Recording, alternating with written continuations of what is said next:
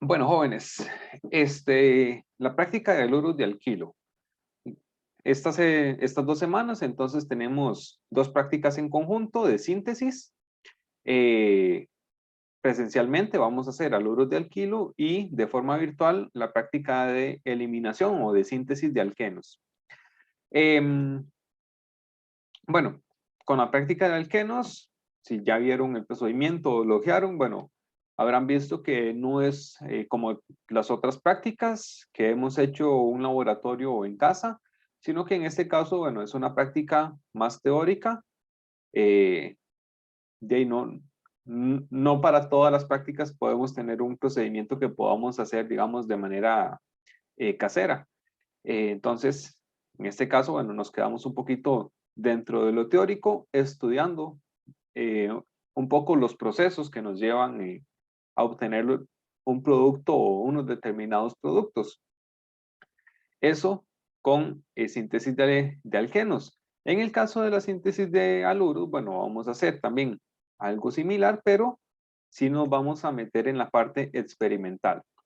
Ahora, a lo largo del semestre nosotros hemos ido viendo diferentes técnicas. Bueno, vimos, por ejemplo, cómo medir puntos de ebullición o cómo medir índices de refracción, y eso lo hemos aplicado en otras prácticas. Vimos cómo hacer destilación, vimos el procedimiento también para hacer extracciones o para utilizar el embudo separador. Y bueno, esta es una práctica donde no vamos a aprender una técnica nueva, sino que vamos a aplicar esas técnicas que ya hemos aprendido para la realización de un procedimiento, digamos, un poquito más complejo o con un fin distinto a simplemente aprender a utilizar los equipos. Aquí asumimos que ya ustedes conocen los equipos y que eh, y el funcionamiento de esos equipos, entonces los vamos a aplicar ya a algo más profundo en cuanto a la parte teórica. Entonces, bueno, como ustedes verán, eh, este, esta clase entonces nos vamos a enfocar un poquito más en la parte de teoría de la reacción que vamos a realizar durante la síntesis. Y al final, bueno, sí vamos a ver un poquito la parte experimental como repaso solamente. Entonces, bueno, lo primero, haluros de alquilo, bueno, vamos a tener diferentes usos. Normalmente los haluros de alquilo vamos a encontrar que son sustancias ya sea o gaseosas o muy volátiles, entonces lo vamos a encontrar como en propelentes o en espumas, materiales por el estilo, o eh, formando parte de un compuesto orgánico mucho más complejo, como por ejemplo en anestésicos o pesticidas. Este, los haluros de alquilo, bueno, como tales, es tener una molécula orgánica con algún halógeno. Puede ser flúor, cloro o bromo, los más comunes, aunque también nos podemos encontrar moléculas con yodo. Con flúor, de hecho, bueno, son compuestos muy volátiles, normalmente forman parte de los clorofluorocarbonos o de los hidrofluoroclorocarbonos, que son los que se utilizan mucho como propelentes en estas latas que sueltan algún tipo de espuma o algún tipo de gas. Estos bueno, refrigerantes también. Eh, Dentro de moléculas, digamos, un poco más comunes dentro de un laboratorio, podemos encontrarnos compuestos con cloro o con bromo y en menor medida, como les digo, compuestos con yodo, pero también existen. ¿Cómo sintetizar un, un haluro de alquilo? Bueno, tenemos varias rutas. La primera reacción que se ve en química orgánica, la que está acá de tercera, que es a partir de un alcano, mediante una halogenación radicalaria. Una reacción que ya sabemos, bueno, es bastante poco precisa, nos da una mezcla de productos y además podemos tener productos no solo monohalogenados, sino también dihalogenados o polihalogenados. Métodos un poco más controlados son métodos de sustitución, por ejemplo, a partir de un alcohol, utilizar normalmente un ácido para producir entonces el haluro de alquilo, o a partir de un alqueno realizar una adición sobre ese alqueno. Entonces, bueno, lo que nosotros vamos a realizar en el laboratorio precisamente cabe en este procedimiento de sustituir un alcohol por un haluro. En esa sustitución del alcohol por el haluro, bueno, vamos a tener un mecanismo que sigue, digamos, el patrón de los mecanismos en química orgánica. Tenemos un nucleófilo, en este caso el haluro, que ataca el carbono y sale el hidroxilo como grupo saliente, con un pequeño paréntesis, con un asterisco muy grande. El hidroxilo por sí solo es un mal grupo saliente. Entonces no podemos sacarlo así porque así. Necesitamos convertirlo en una sustancia o en un grupo que sea un mejor grupo saliente, que sea estable por sí solo, cuando se haya desprendido de la molécula. Entonces ahí es donde entra en juego el ácido, que protona el hidroxilo y se forma aquí algo muy parecido al agua, que cuando se desprende de la molécula orgánica, entonces ahí sí se convierte en agua. Entonces, en esta forma, el hidroxilo es un excelente grupo saliente porque lo que sale es una molécula neutra, muy estable. Entonces, eso ya nos permite, bueno, ya solucionamos el problema del grupo saliente, entonces ahora el nucleófilo, que sería el halógeno, entonces puede atacar a ese carbono donde estaba o donde está el grupo saliente. En el caso de los alcoholes primarios, entonces el mecanismo ocurre en un paso concertado, en un paso que involucra las dos moléculas, el sustrato y el nucleófilo. Entonces esto es una sustitución nucleofílica SN2. SN2, bueno, sustitución nucleofílica, y 2 porque están involucradas las dos moléculas al mismo tiempo, en un solo paso. Al mismo tiempo que el haluro ataca el carbono, entonces sale el grupo saliente. Eso sería entonces para los alcoholes primarios. Y que por supuesto, bueno, lo que obtendríamos sería un haluro primario. Si lo que tenemos de partida es un alcohol terciario, entonces el procedimiento sigue más o menos la misma ruta, pero hay por ahí una diferencia fundamental.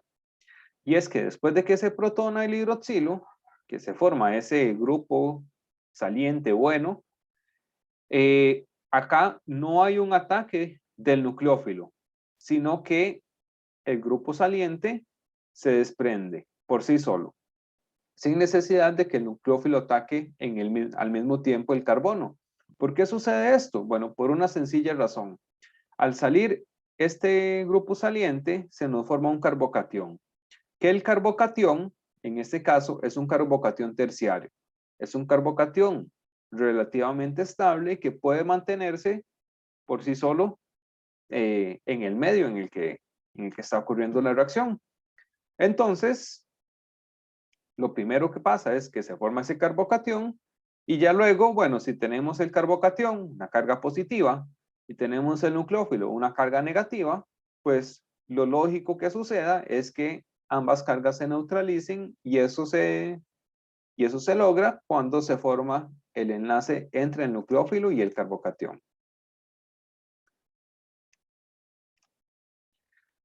¿De qué depende si una reacción sigue un mecanismo SN1 o SN2? Bueno, habíamos visto la SN2, dos moléculas al mismo tiempo en el paso importante de la reacción, en esa sustitución. En la SN1, bueno, cuando se forma ese carbocatión, se llama SN1 porque solo hay una molécula involucrada en el paso de la sustitución, una molécula a la vez. Primero se forma el carbocatión y ya luego ocurre el ataque del nucleófilo. Por eso, SN1. Yo sé que uno tiende a confundirse, bueno, al menos a mí me pasa. No digo me pasaba en mis tiempos de estudiante, sino aún ahora tengo que pensar un poquito cuál era la SN1 y la SN2, porque tiende a confundirse. La SN1 un paso y la SN2 dos pasos. Bueno, pero no, es al revés. La SN2 es un solo paso que involucra dos moléculas y la SN1 involucra una sola molécula en dos pasos. Primero la formación del carbocatión y luego el ataque nucleofílico. Entonces, lo que les decía, el orden de reactividad, bueno, los haluros terciarios o los alcoholes terciarios en general van a preferir reaccionar por una SN1 porque el carbocatión terciario es más estable. El carbocatión secundario es un poquito menos estable y el carbocatión primario sería el menos estable de los tres. Entonces, en la SN2, donde la reacción ocurre en un paso concertado, más bien el orden de reactividad es inverso. Un haluro o un alcohol primario va a reaccionar de forma más rápida que un haluro o un alcohol secundario o que un haluro o alcohol terciario. Y en este caso, lo que nos importa más es el impedimento que ejercen estos grupos que están unidos a ese carbono. Recordemos que el nucleófilo tiene que llegar a atacar al carbono. Entonces, entre más cadenas tengamos, más estorbo le estamos poniendo a ese nucleófilo para atacar ese carbono. Por eso el primario es el más reactivo. Y en ambas sustituciones, SN1 o SN2, los grupos más reactivos son los bencílicos y los alílicos. ¿Por qué? Bueno, porque tienen un sistema de resonancia que eso nos va a estabilizar, ya sea el carbocatión o nos estabiliza también este carbono que quedaría cargado parcialmente positivo. Ese sistema de resonancia se encarga de estabilizar esas cargas. Entonces, por eso son grupos tan reactivos.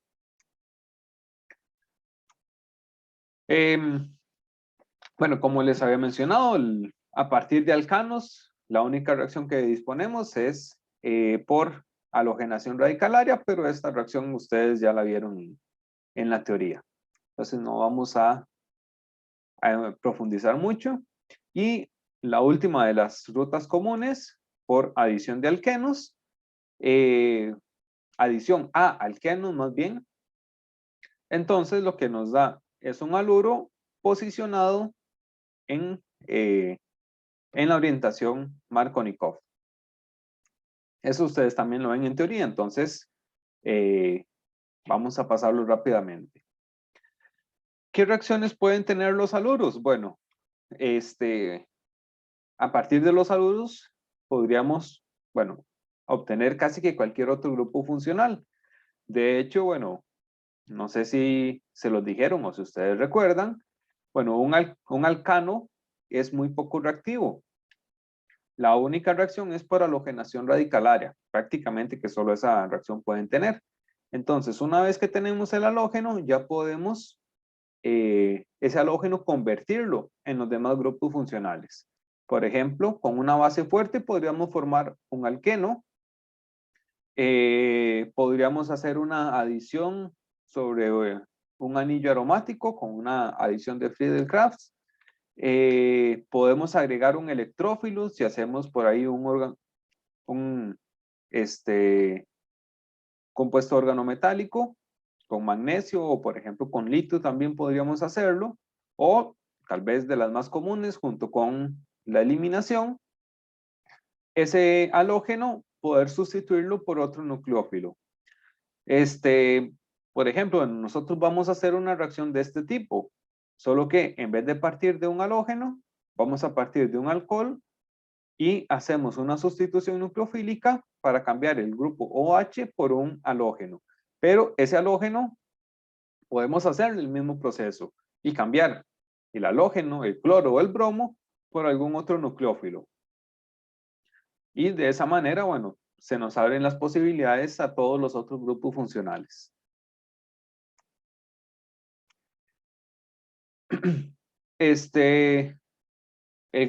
¿Cómo ocurre esa reacción? Bueno, es más o menos la misma teoría, pero aplicada ahora a un grupo saliente diferente.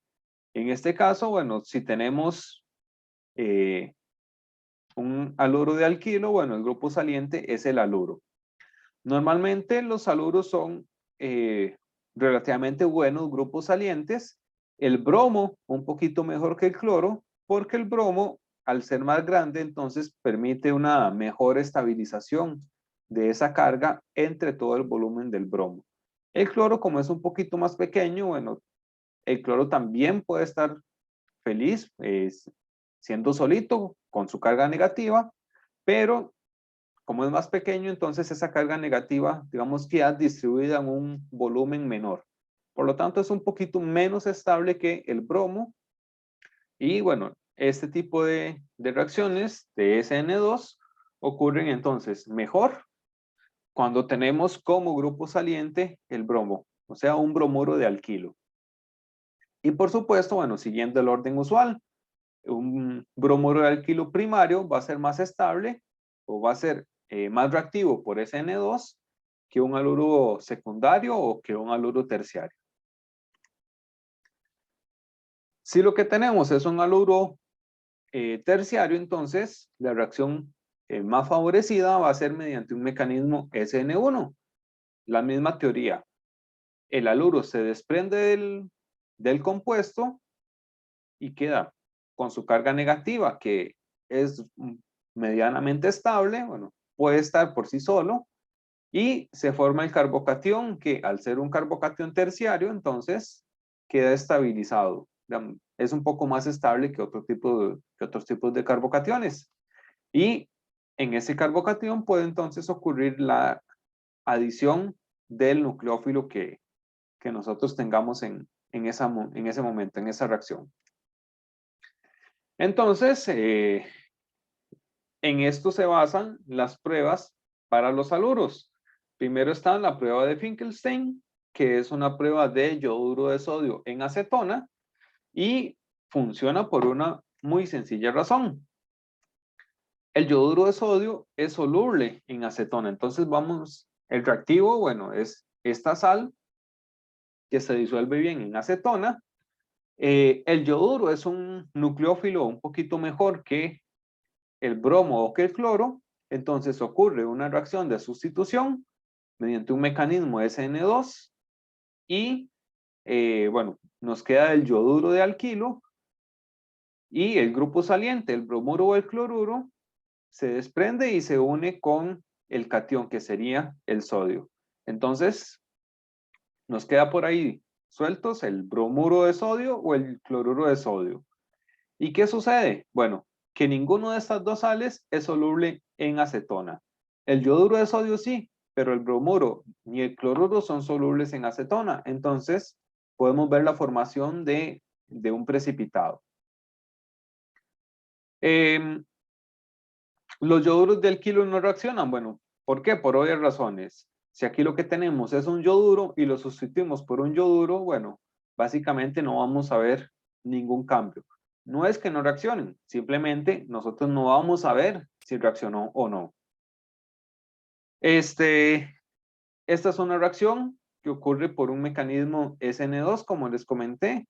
Entonces, vamos a ver de fijo resultados positivos con haluros primarios.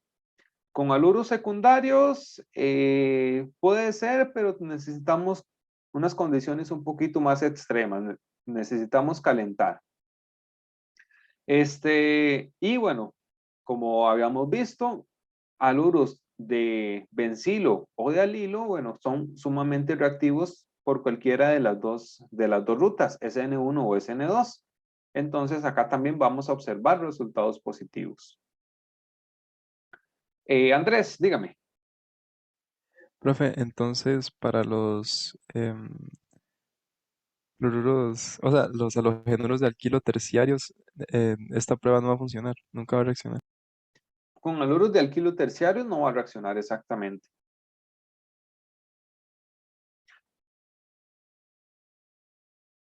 Porque, bueno, la acetona es un disolvente medianamente polar. No es lo suficientemente polar como para ayudar a estabilizar el carbocatión que se forma en una SN1 con un alquilo terciario. Y además, el yoduro, bueno, con todo ese tamaño que se tiene, es el más grande de los halógenos, también se le complica un poco más poder atacar un carbocatión terciario, por ejemplo, simplemente por el tamaño que tiene. Entonces, la ruta más favorecida es mediante una SN2.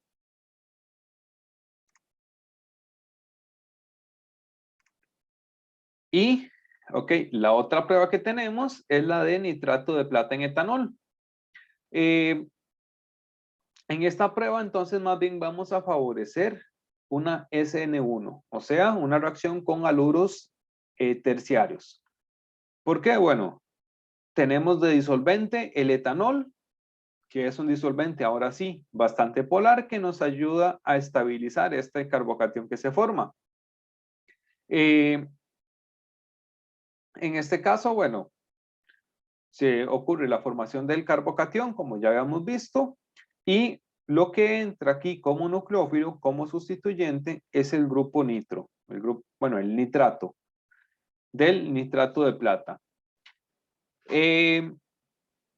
¿A qué se debe el resultado positivo de esta prueba? Bueno, se forma un precipitado producto de la formación del haluro de plata, o que puede ser el cloruro de plata o bromuro de plata, que es insoluble en el etanol.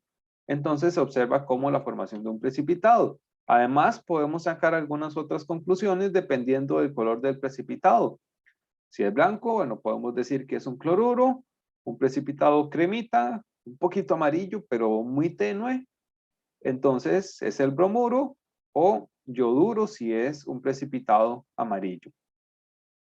Eh, Como ocurre mediante un mecanismo SN1, entonces esta es una prueba que nos identifica haluros terciarios, pero otra vez, haluros bencílicos o alílicos también van a reaccionar porque, bueno, por esta reactividad eh, innata que tienen estos haluros, o estos grupos bencilo y alilo respecto a prácticamente cualquier reacción. Este, mm, Con el procedimiento, ¿qué vamos a hacer nosotros en el laboratorio? Bueno, por lado de mesa, digamos, vamos a trabajar como en parejas, pero por lado de mesa. Bueno, antes de continuar, dígame, Andrés. Profe, ¿puede volverse un toque a la diapositiva anterior? Claro que sí. Ese compuesto que se forma, el que eh, se lo puedo rayar un toque. Sí, el nitrato.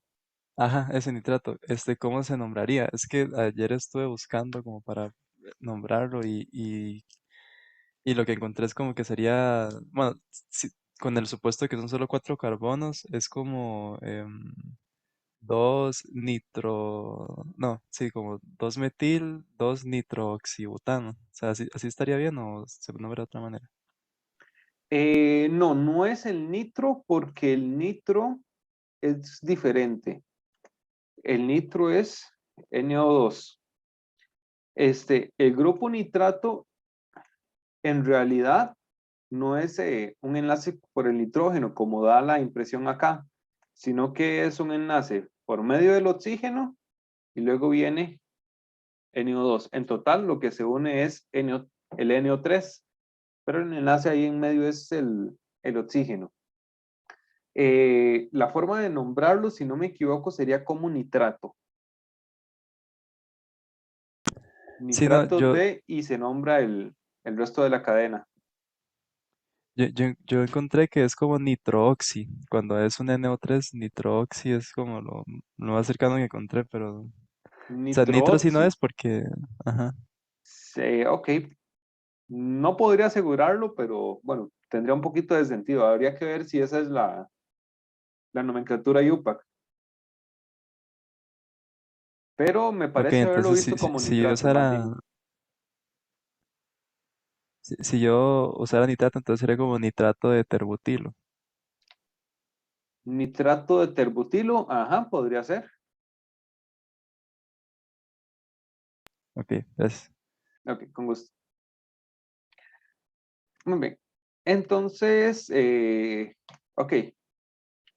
En el laboratorio, bueno, como les digo, vamos a trabajar, digamos que en parejas, pero individualmente. ¿Qué es esto tan raro? Bueno, por lado de mesa, como hay dos personas, entonces vamos a dividir los procedimientos. Una persona realiza el procedimiento de halurus primarios y la otra persona realiza el procedimiento de halurus terciarios. Al finalizar el laboratorio, entonces se comparten los datos para poder realizar el informe. Con halurus primarios, bueno, creo que en el procedimiento está ahí bastante claro. Eh, Vamos a mezclar el bromuro de sodio con el 1-butanol en el balón de 100 mililitros. Acá una pequeña observación, pequeña gran observación. El 1-butanol tenemos que pesarlo. Y aquí hay un pequeño problema. Es un líquido. Entonces, ¿cómo lo vamos a realizar? Bueno, podemos hacerlo de dos maneras. Pesamos el balón y eh, en la misma balanza le vamos agregando gota a gota el 1-butanol hasta llegar a la masa que tenemos que pesar. O bueno, o ustedes, por ejemplo, también pueden medir el volumen que debería darles esa masa, se lo agregan al balón y pesan cuánto entonces tenían en el balón antes y después de agregar el 1-butanol. Si les hace falta un poquito más de masa, entonces lo podemos agregar con gotero. La otra opción, eh, medimos la masa del 1-butanol en una probeta. Entonces, bueno, pesamos la probeta vacía y pesamos la probeta con el 1-butanol. Depositamos el 1-butanol en el balón, pero hay mucho del 1-butanol que se va a quedar pegado en las paredes de la probeta. Entonces tenemos que pesar nuevamente la probeta más los residuos de 1-butanol. Y por diferencia, entonces podemos sacar cuánto 1-butanol se trasvasó al balón. Yo preferiría, bueno, la primera opción porque entonces tenemos digamos, una masa más directa y tenemos también menos residuos porque estamos agregando el 1-butanol directamente al balón y no nos quedan esos residuos en la probeta. Pero como les digo, bueno, como ustedes gusten o como se sientan más cómodos. Lo importante es poder tener la masa de 1-butanol que tenemos en el balón y que vamos a poner a reaccionar. En un recipiente aparte tenemos que poner un poquito de agua con hielo con ácido sulfúrico concentrado. Si no me equivoco, el manual dice nada más agua, pero pongámosle también un poquito de hielo para bajar un poquito la temperatura. Y bueno, no sé si recuerdan de química general, los ácidos no se bañan. Entonces, el agua siempre le agregamos de primero. Si ustedes ponen de primero el ácido sulfúrico y después le agregan el agua, entonces eso les va a salpicar por la liberación de energía tan fuerte que ocurre. Primero el agua y cuando ya tengamos el agua con hielo, ojalá, entonces agregamos el ácido. El hielo es precisamente para contrarrestar esa energía que se va a liberar cuando nosotros agregamos el ácido. Y además, como se les va a calentar, entonces lo vamos a poner a enfriar unos minutos en un baño de agua y hielo. Luego arman un sistema de destilación y procedemos a destilar la mezcla. Bueno, agregan por supuesto el contenido del beaker al balón y ponemos a destilar. Vean que, bueno, la destilación es solamente una parte de la práctica. Entonces, no podemos perder tiempo en otras cosas. Estas dos mezclas tenemos que prepararlas lo más rápido posible, armar el equipo de destilación también lo más rápido posible y empezar a destilar. Porque además, después de la destilación, tenemos que hacer otro procedimiento. En esta destilación, simplemente vamos a controlar un poquito la temperatura. Desde que cae la primera gota, vamos a ver cuál es esa temperatura, por supuesto, y vamos a seguir destilando sin que la temperatura suba más de 10 o 15 grados Celsius. Eso significa que si estamos destilando y la temperatura, digamos, ya me va por los 10 grados Celsius, desde esa temperatura de la primera gota, o sea, si subió más de 10 grados Celsius, entonces apagamos la manta y dejamos que se enfríe un poquito, que vuelva a bajar la temperatura. Cuando vuelve a bajar, entonces volvemos a calentar. Ahora tal vez un poquito más bajo, más suave, para que no nos vuelva a pasar. Y este calentamiento, bueno, esta destilación, la vamos a mantener por unos 30 minutos por lo menos. 30 a 45 minutos. El destilado, lo que vamos recogiendo en el Erlenmeyer, entonces lo trasvasamos a un embudo separador, no agitamos, simplemente le vamos a dar ahí unos segundos o unos minutos a que se separen las dos fases, fase orgánica y fase acuosa.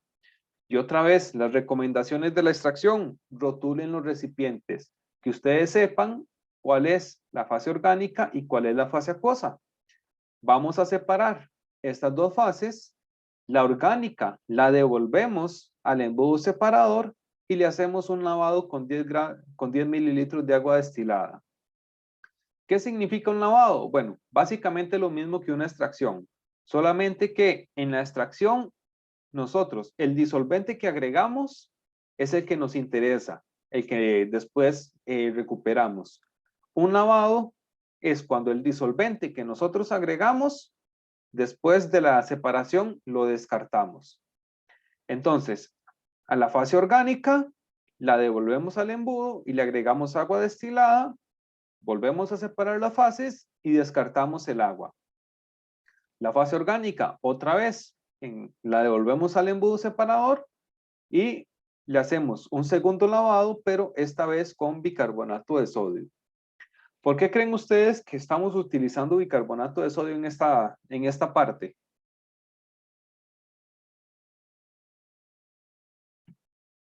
¿Por qué querríamos hacer un lavado con bicarbonato de sodio?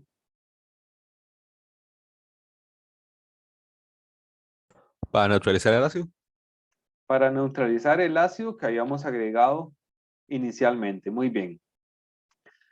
A pesar de que el ácido se disuelve en agua y que se va a ir mayoritariamente con el agua y con este lavado de agua destilada, siempre nos van a quedar por ahí algunas trazas de ácido. Entonces esas trazas las neutralizamos con el bicarbonato. Luego, la fase orgánica la vamos a secar con cloruro de calcio. Si recuerdan de la práctica pasada, el cloruro de calcio era uno de los posibles desecantes que teníamos a disposición para eliminar agua.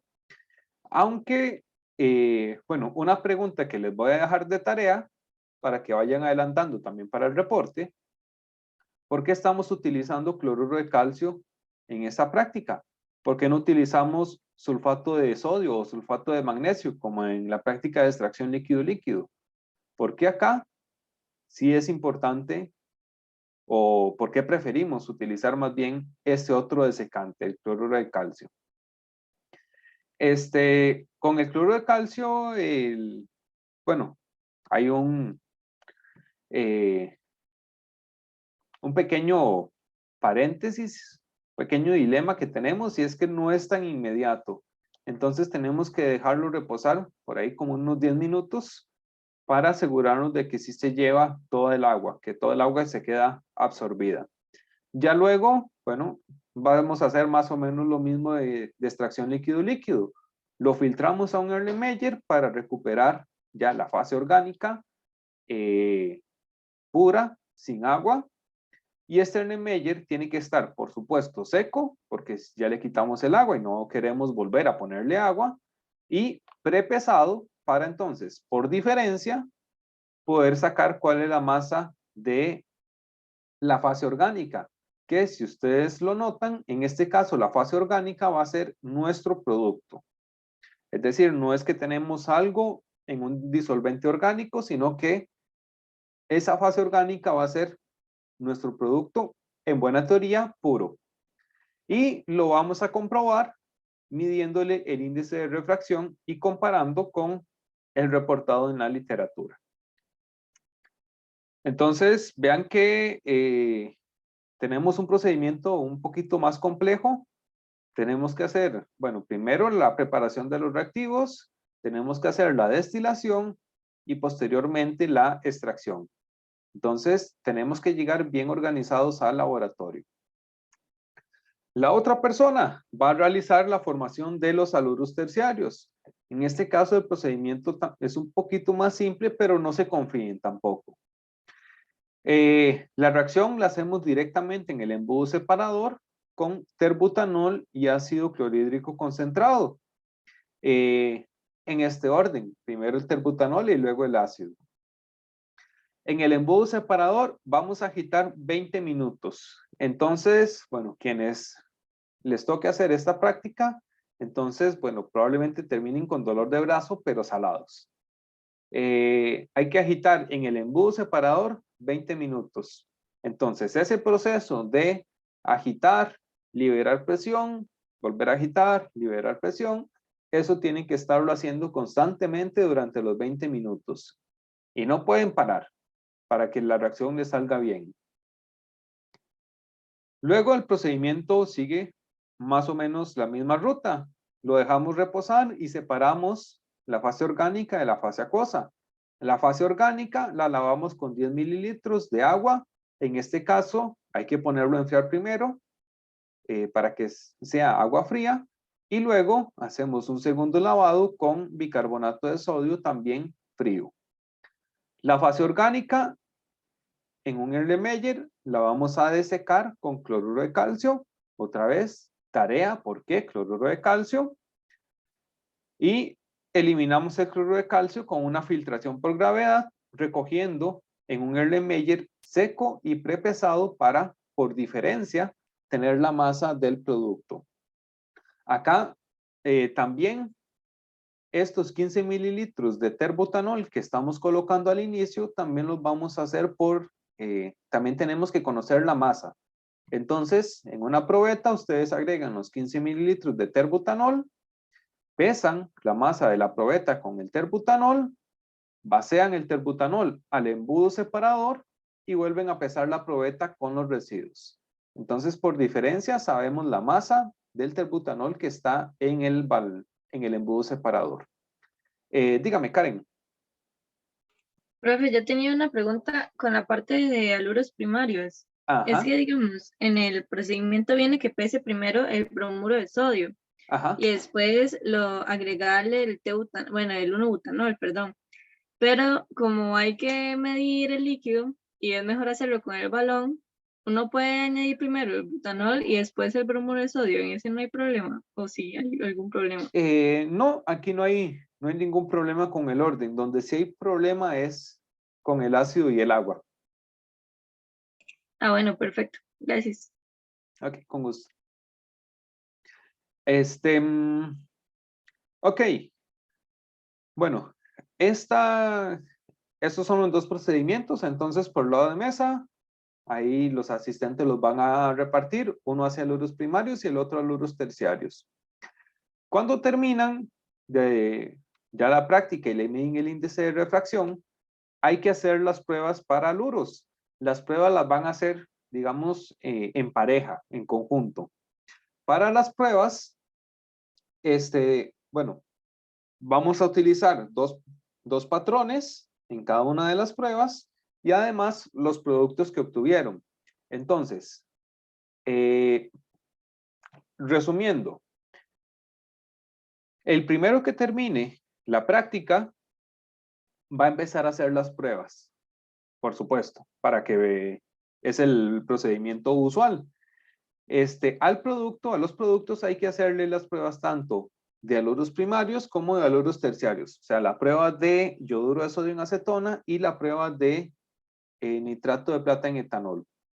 Entonces, por pareja, entonces van a ser yoduro de sodio en acetona y el nitrato de plata en etanol lo van a hacer con los patrones.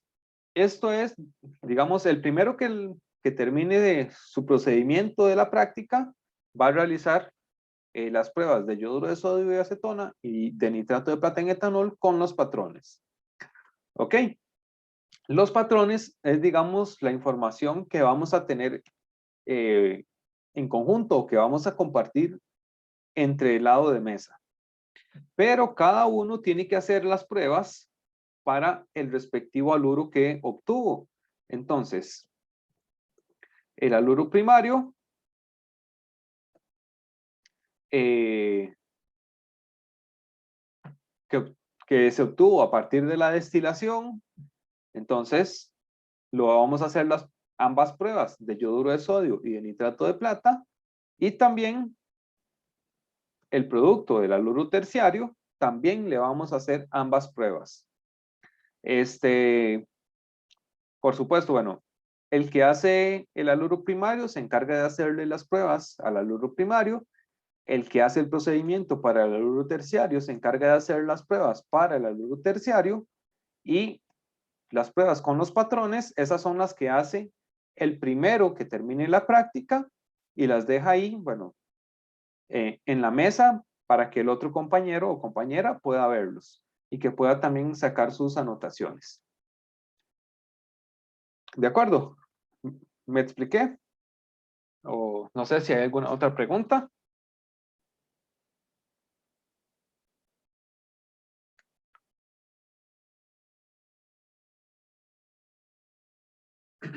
Bueno, creo que no. Bueno, esperemos que todo salga bien en el laboratorio entonces. Bueno, chicos, no les quito más tiempo. Recuerden hacer el quiz. Tienen los 15 minutos usuales desde el momento en que inicien y nos veríamos mañana en el laboratorio. Que les vaya bien, chicos. Gracias, profe.